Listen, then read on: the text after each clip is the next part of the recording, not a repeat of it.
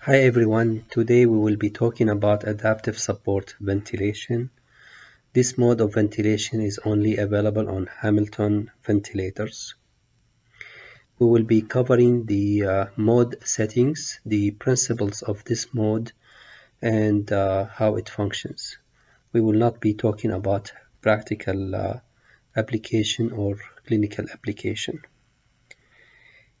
In order to set this mode, the parameters that the operator has to set are: number one, the patient's height and gender that will be used to calculate the ideal body weight. Then the desired percentage of minute ventilation, and normal minute ventilation is 100 ml per kg of ideal body weight. In patients with sepsis or fever, they would require a higher percentage than 100%.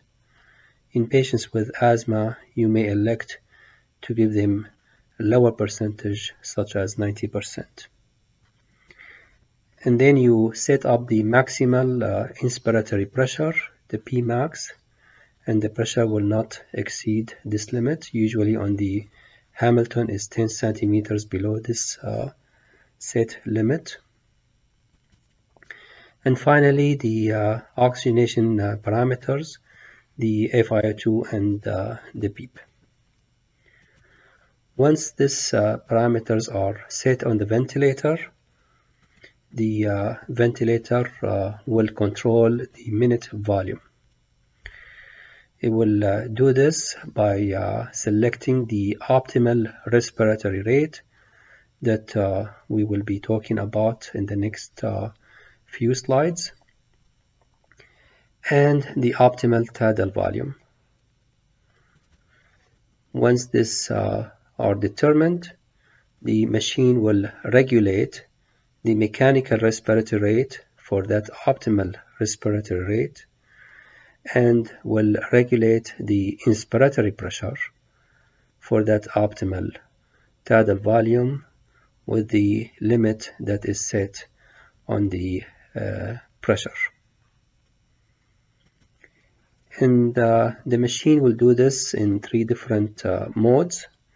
If the patient is not breathing, it will be pressure regulated volume controlled mode of ventilation. If the patient started to breathe, however the respiratory rate is lower than the target or the optimal respiratory rate, the machine will do this with pressure SIMV, allowing for the patient to breathe in between the mandatory breaths. Then if the respiratory rate is higher than the target, the machine will flip into a volume support mode of ventilation that will use pressure support to target that optimal tidal volume. So the pressure support will go up and down in order to achieve that target tidal volume. So it looks like we need to explain the concept of optimal respiratory rate and how does the machine determine the optimal respiratory rate for the patient. This comes from work done in the 50s and 60s by respiratory physiologist Dr. Otis. And if we look at the work of breathe compared to the respiratory rate, there will be some forces that the patient has to overcome. At a low respiratory rate, large tidal volume, the work of breathe will be high, and this is mainly due to elastic forces. The resistive forces would be minimal. At high respiratory rate, low tidal volume, the elastic forces will be at minimum and the resistive forces will be high.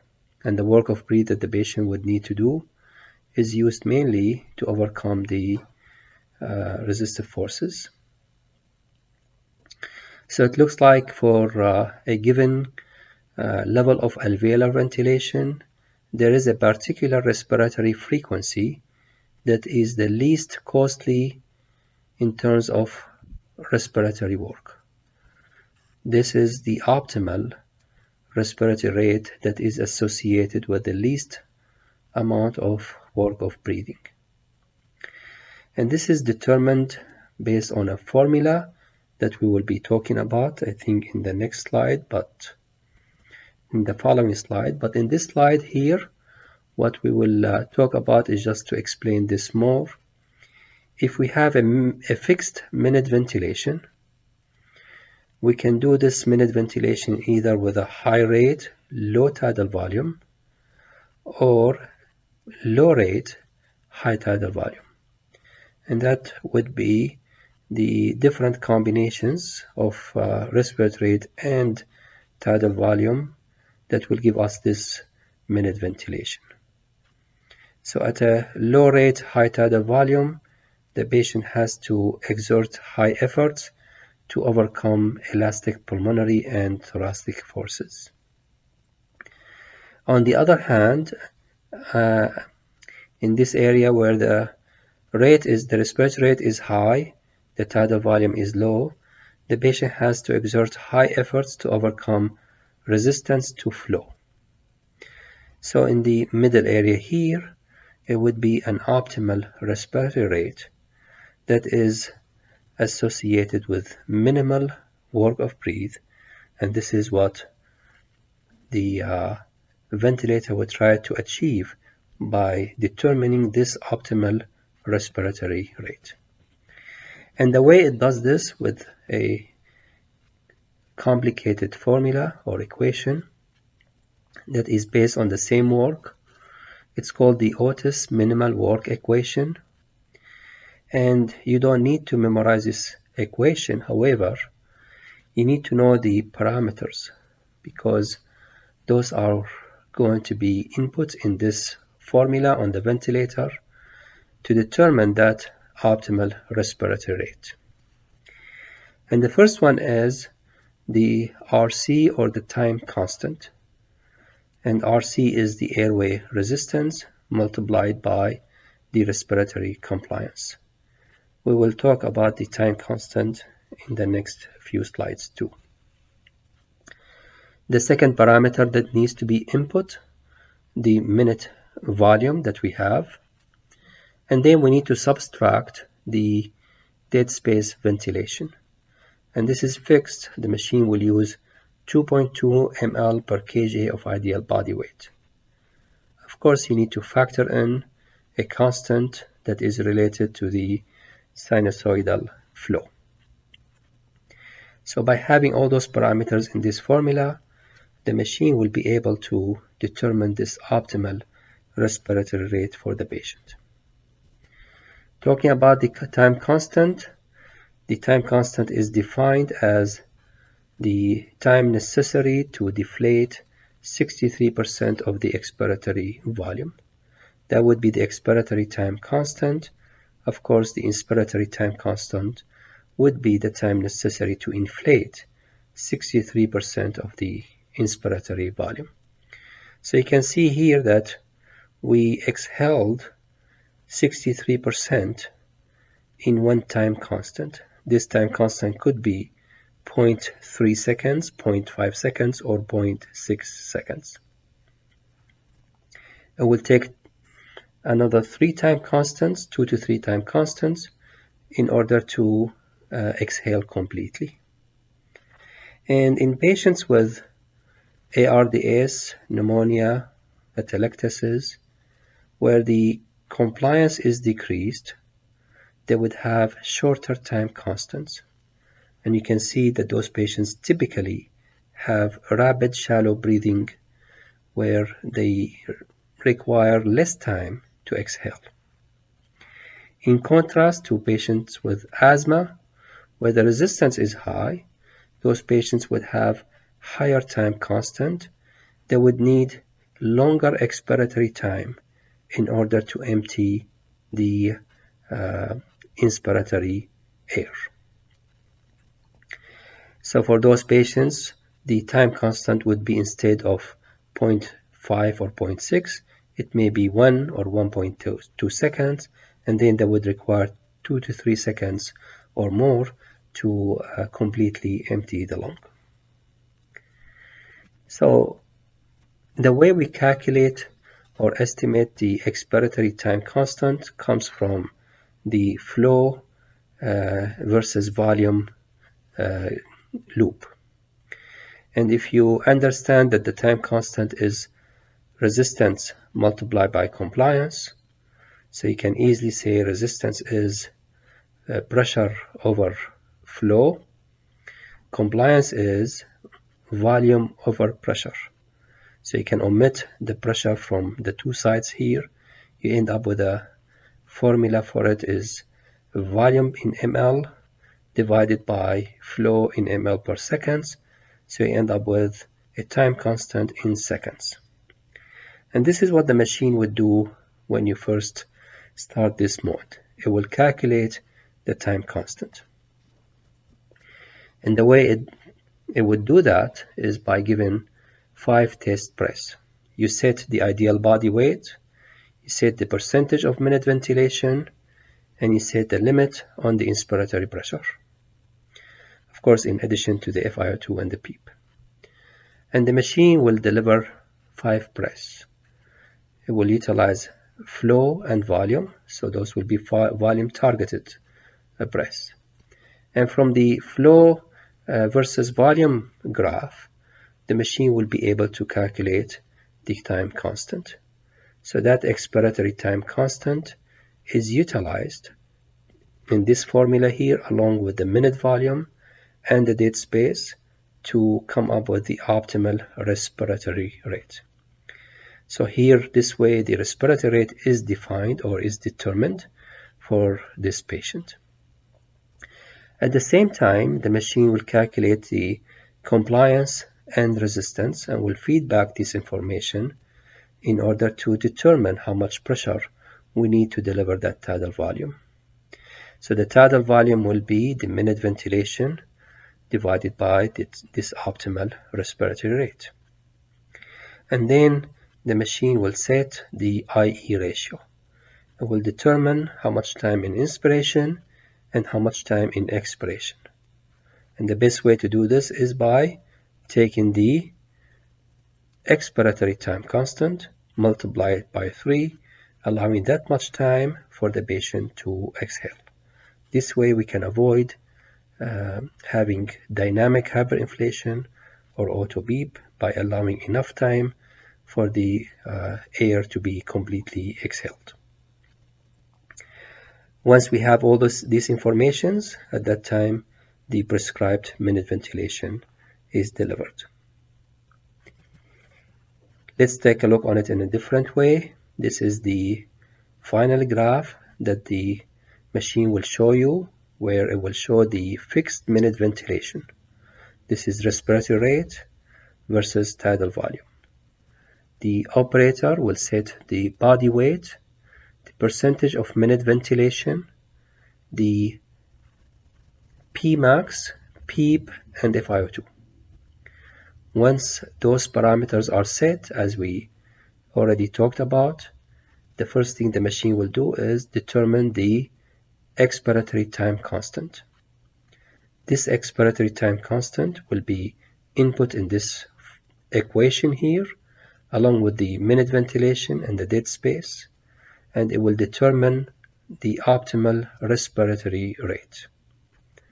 So this optimal respiratory rate will be a target.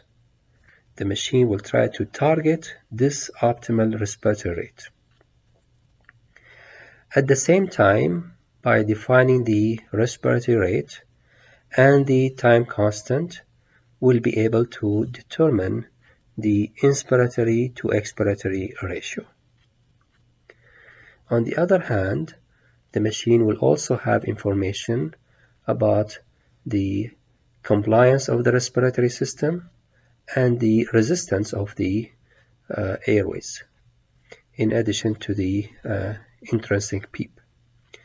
This information will be used to deliver the appropriate pressure that will be utilized to deliver that target tidal volume. And the target tidal volume is coming from the minute ventilation, divided by that respiratory rate that is optimal for this patient. So we have here the target tidal volume, and we have the target respiratory rate. And the machine will try to keep the patient at this target. So in active patients who are spontaneously breathing, adaptive support ventilation is a volume-targeted pressure support mode. There would be automatic adjustment of pressure support according to the patient's efforts. And of course, the rate is determined by the patient. If the patient is not breathing, adaptive support ventilation is a volume-targeted, pressure-controlled mode of ventilation.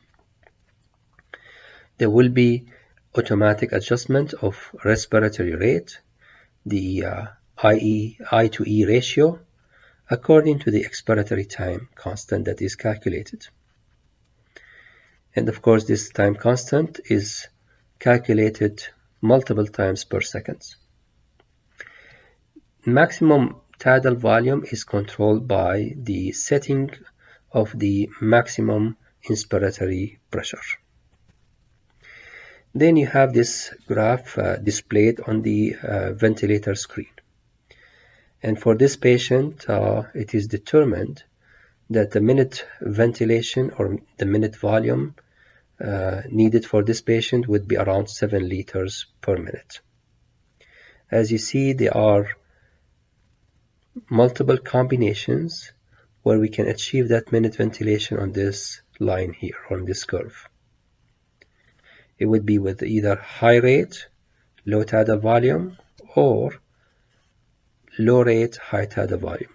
However, the optimal rate is determined for this patient to be at around 16 or 17, what I see here. And the optimal tidal volume would be determined to be around 400 for this patient. So that would be the target. The machine will look at where is the patient at this point. This patient could be in any of those 4 quadrants. So if the patient is in this area here, where the tidal volume is slightly higher, the rate is lower than the target, well, it is obvious that the machine will utilize more mechanical respiratory breaths to push the respiratory rate higher and get to this target, and it will slightly decrease the inspiratory pressure to get to that target tidal volume, moving the patient to this target area here. If the patient is breathing here at a low rate, low tidal volume, the machine will increase that inspiratory pressure to give higher tidal volume, and it will increase the respiratory rate to move the patient to the target. Same thing if the respiratory rate of the patient is high, the tidal volume is lower than the target, the machine will utilize the pressure, the inspiratory pressure, will increase the inspiratory pressure to increase the tidal volume. However, if the patient's own respiratory rate is higher than the target, this is something that the clinician needs to interfere. If the set or if the mechanical respiratory rate was higher at that time, excuse me, the machine will decrease the respiratory rate towards that target. So just the idea here is that if the patient's respiratory rate is higher than the target, the machine cannot do much for this. And then if the tidal volume is higher, the respiratory rate is higher. If this is coming from the mechanical respiratory rate, the machine will decrease the respiratory rate. It will decrease the pressure to decrease the tidal volume and move the patient to the target area here. Notice that we have a box here, or a rectangle, and those would be the limits. So this mode would work within limitations to decrease or minimize adverse events. So you can see that the tidal volume lower limit is set at 2 multiplied by the dead space. This would prevent or minimize the dead space ventilation. And the lower respiratory rate is set at 5 beats. It will not go below 5 beats per minute. And then this way we can prevent hypoventilation or apnea. At the same time, the upper tidal volume limit would be set by the equation of motion formula. So the volume is equal to Pmax minus PEEP multiplied by the dynamic compliance. By applying this formula, we are using the patient's respiratory mechanics to determine the maximum tidal volume that the machine will allow for this patient. And of course, we have a limitation also on the Pmax set by the clinician. So this way, if we set this limit on the tidal volume, we prevent or avoid overdistension, valley trauma, and barotrauma. And the last thing is we set a higher respiratory rate limit to prevent from dynamic hyperinflation and intrinsic PEEP. And the formula used for this is of course coming from the time constant, but here you would say that we divide the 60 breaths per 1 inspiratory time constant plus 2 respiratory time constants. So if the combination of the inspiratory time constant and the expiratory time constant is close, for example, to 2 seconds, at that time the rate will not exceed 30. Less than this would be higher rate. So this way you understand that the machine will work within protection to prevent from overdistension, apnea, hypoventilation, dead space disease, and dynamic hyperinflation. So, as I said, I'm not going to be talking about practical application. I will be having a separate video to show the simulator and how we work this mode out.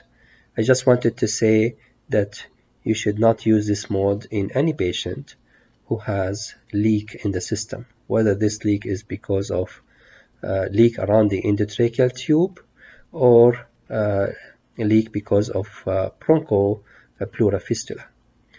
The reason being is the time constant calculation will be wrong, and then all the other calculations for this mode of ventilation will not be accurate. So that is what I have for this mode of ventilation.